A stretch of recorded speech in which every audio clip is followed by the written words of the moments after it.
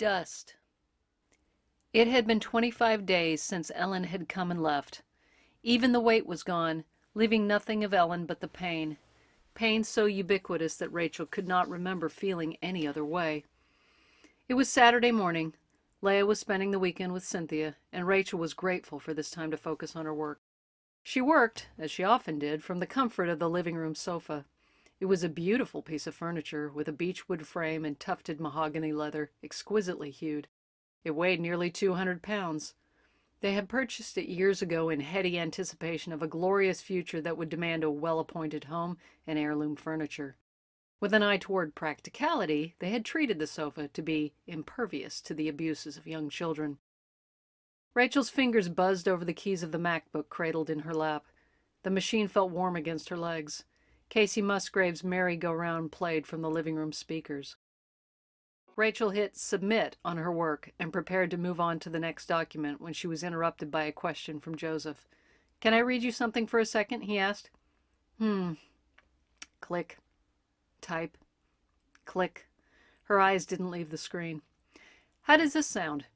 He read, "According to the invoice below, I was charged full price for items that were on sale at the time of purchase, the blazers and a few others that have slipped my mind. I suppose it could be because I also applied a coupon code at checkout, but there was no indication on the site with the code or at checkout that the usage of one precluded the application of another. Please let me know if there has been a mistake on my part or how the overcharge can be corrected. Also, it has been more than a week since I placed the order, and I still see it is processing. Any idea when I can expect to receive my clothes?" He looked up from his laptop. She looked up from her screen. She nodded briefly. "It works." She returned to her screen. Click. Type. Click.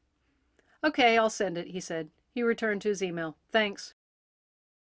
Rachel was midway through her third document when she felt something collapse beneath her fingers. She stopped typing and looked down at her hands. She'd broken a nail. She didn't want it to catch on the keys, so she began to tear away at the jagged edge with her thumb. She sighed. "What is it?" Joseph asked. He sat at the bar. Around him, discarded papers, pens, and a half-empty soda can spread like a solar system of litter. He was watching her. She shook her head. "It's nothing. I've just broken a nail is all." "Oh, sorry," Joseph said. The screen of his laptop illuminated his face. His eyes in the light were a brilliant blue. He didn't break their gaze. So she did. She wasn't in the mood. "Aaron," Joseph said, "will you get me a soda from the fridge, please?" Rachel saw Aaron sprawled in the corner of the living room, headphones plugged into his ears, playing on his phone. She said to Joseph, "You have a soda sitting right there already." "It's gone flat, and I want something cold." Rachel looked back at Aaron. He hadn't budged. Probably couldn't even hear Joseph over the music or whatever he was listening to. Joseph shouted, "Aaron!" And Rachel saw Aaron jump and yank the headphones out of his ears. "What?" he asked. "Get me a soda from the fridge, please. This is the second time I've asked you." "Sure, one sec." And he returned to his phone. "Now!" Joseph yelled. Aaron dropped his phone and headed for the garage where they kept sodas. Rachel stifled her frustration. She was tired of seeing Aaron on that phone 24/7, but she was equally tired of Joseph yelling at the kids. She turned her attention back to her work, but could hear Aaron rummaging around in the garage, which meant he hadn't bothered to shut the door behind him. Again. A moment later, she heard the fridge door shut, and then Aaron call out, "What's the Vitamix still doing out here? Are we ever going to open it?" Rachel continued to type, eyes glued to her screen, silently willing Aaron to not repeat the question. "You guys made such a big deal about buying it, and it's just been sitting here for a month." That did it. A key turned inside her, a door opened, and something too big to hold dropped and hit the ground, shattering to pieces all over again. She froze. She was dimly aware of Aaron sweeping back into the room with a cherry Coke in his hand. He passed it to Joseph. Joseph popped the tab. Then she heard Aaron again, insistent. "Aren't we going to use the Vitamix, Mom?" And Joseph began screaming again. "Stop it, Aaron! Enough! Can't you take a hint? Just be quiet!" Was it a minute later? 2? 10?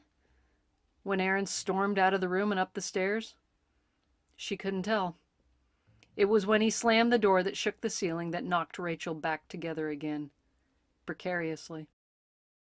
She looked down at her hands.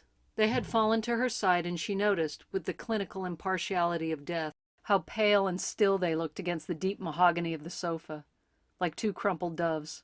Her eyes drifted to the motes of dust that swirled at her feet in the silent light over their gleaming floors. She heard Joseph's heavy tread as he crossed the room.